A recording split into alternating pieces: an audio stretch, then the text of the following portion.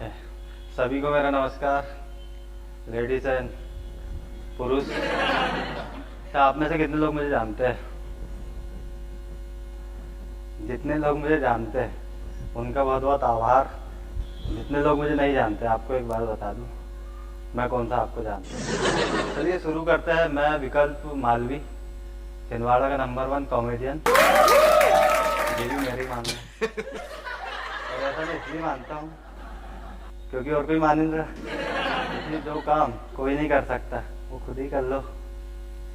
बात करते हैं शादी के गर्मा गर्म माहौल के बारे में। तो आप लोग से निवेदन है कि जब भी आप शादी के लिए लड़की देखने जाएं तो घर से 2-3 दफे अपना लड़का भी देख कर जाए। क्योंकि ये बात सही है कि हर माँ चाहती है कि उसकी बहू हो एकदम चांद सी, चाहे खुद ने क्रिस गेल पैदा किया हो। अच्छा, शादी के पहले जिस लड़की को लड़के का पूरा खानदान देखने जाता है, शादी के बाद वो लड़की अकेले पूरे खानदान को देख लेती है। देखो लड़कियां भी असर गज गजा के। अच्छा, आपको एक बात बता दूं लड़कियों को कि जो लड़की शादी के पहले भाव खाती है वो लड़की शादी के बाद किसी टकले के साथ बड़ा पाव खाती है। ये सिर्फ एक मजाक की बात थी।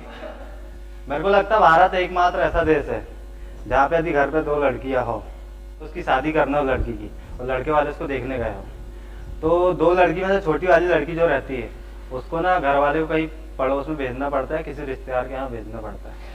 क्योंकि जो लड़का लड़की देखने जाता है वो गई धान काटने, उसको छोटी वाली पसंद आती है।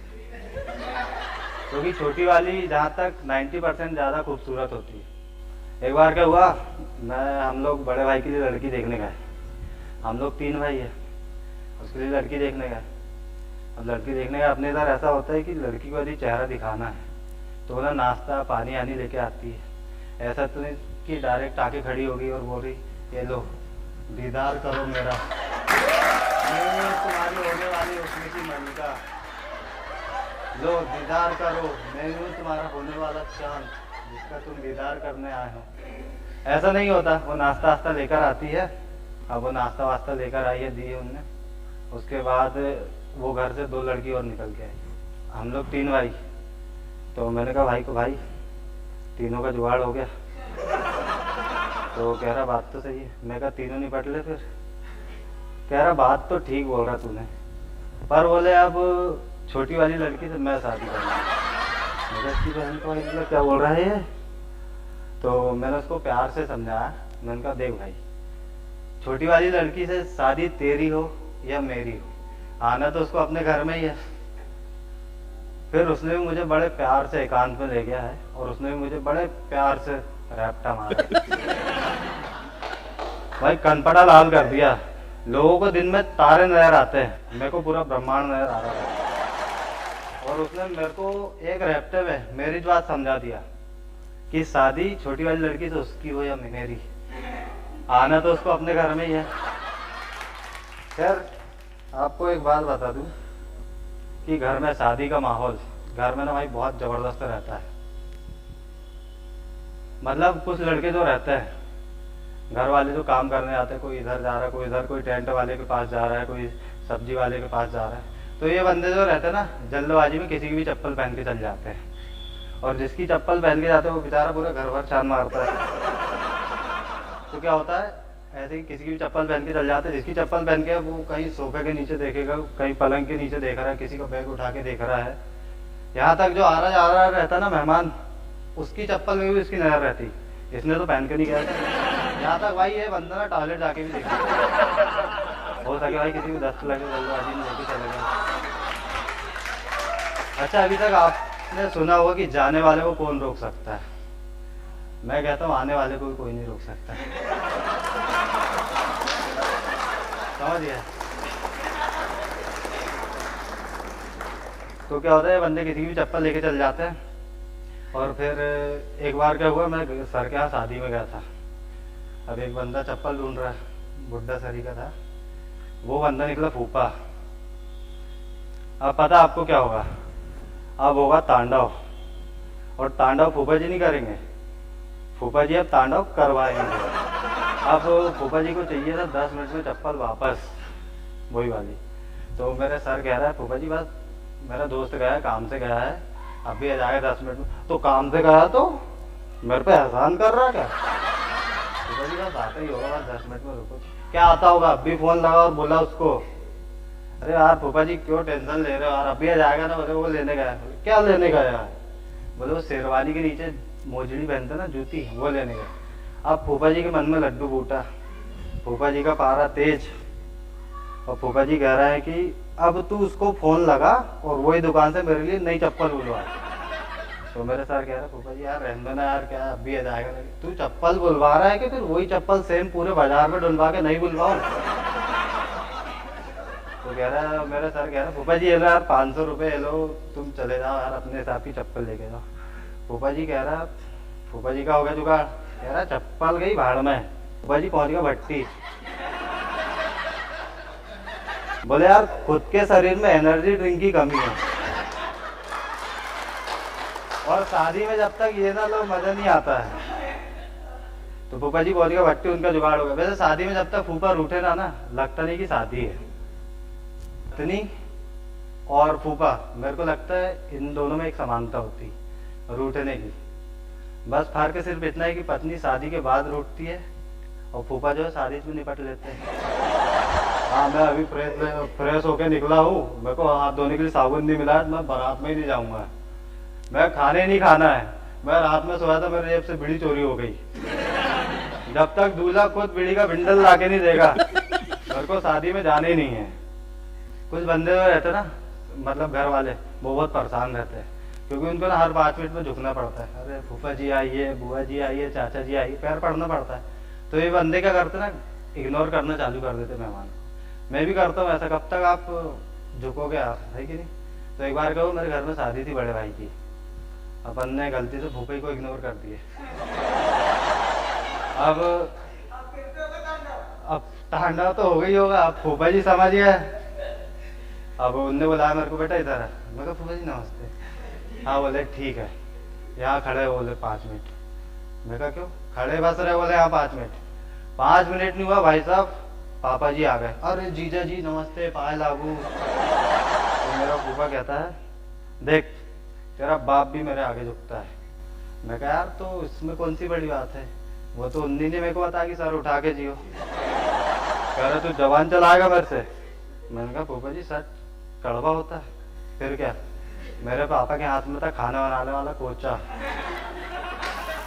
पापा ने ऐसा कोचा है ना कि विकल्प मालवीय ने दोबारा पैर पड़ने से पहले 1 सेकंड भी नहीं सोचा। अब तो मैं किसी शादी में भी जाऊँ रिश्तेदार की तो पहले पूछ लेता हूँ फूफा कौन है। अरे आप हो क्या? नमस्ते, पाए लागू। ये सब खाना वाना खा ली फूफा जी, कोई दिक्कत तो नहीं? भाई साहब शादियों के दिन दूल्हा हो या दुल्हन, इनकी जो बहनें रहती ना, उनके नखरे भी 7वें आसमान पे रहते हैं, क्योंकि इनको भी अलग से चाहिए होता है एक मेकअप आर्टिस्ट तैयार होने के लिए। और यदि नहीं मिले तो ये भी फूफा का रोल अदा कर लेते हैं। मेरे को बारात में नहीं जाना, तुमको पता तैयार नहीं, मैं कितनी गंदी दिख रही हूँ। हाँ तुमको पता क्या, ये देखो एकदम टाटे बिच्छू दिख रही है। हाँ तुम समझते हो क्या, बस ओम भट्ट साहू बोलने की जरूरत है बस। इनको भी चाहिए होता अलग से मेकअप आर्टिस्ट। लड़कों का ऐसा नहीं होता, इनका एक फेस वॉश में काम हो जाता है। और लड़कियों को ना थोड़ी सी भी लिपस्टिक कम नहीं होना। लड़कों को जरा सा भी पाउडर ज्यादा हो जाए तो आईने के सामने जाके ऐसा करता।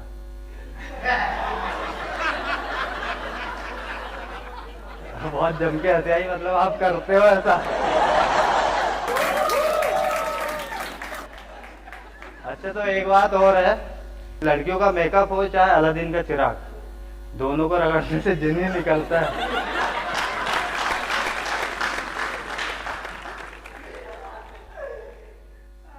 अच्छा ये बात सही। बारात लगती है जब, तो मतलब कुछ लड़की ऐसा नाचती भाई साहब क्या बताना। डांस आना है, गाने में अटकेंगे जरूर। एक गाना बजता है बारात के टाइम में, 52 गज का दामन। जिस लड़की को नाचना भी नहीं आता वो भी नाचती, मालूम। इनके स्टेप कहीं भगते और गाने के बोल कहीं भगते। मैंने देखा मेरे भाई की शादी पे, लड़कियां नाच रही, बस जैसे ही गाना चालू हुआ, मेहंदी हाथों में लगाऊं, इतना लंबा हाथ, और इतना लंबा हाथ भी हो तो मेहंदी तो यहीं तक लगती है। अब आगे वाली गाने के बोल में इनकी स्टेप देखना, हर लड़कियों को आती है। 52 गज का दामन, पैर मटक चलूंगी।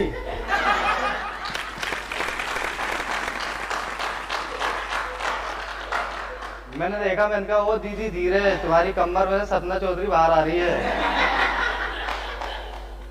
अच्छा, भाभीियों का भी एक गाना फेवरेट रहता है, जो भाभी पूरी शादी में खड़े खड़े डांस कर देती है ताकि इनका पसीना ना निकले इनको, और इनका मेकअप बाहर ना आए और इसमें से जिन बाहर ना आए।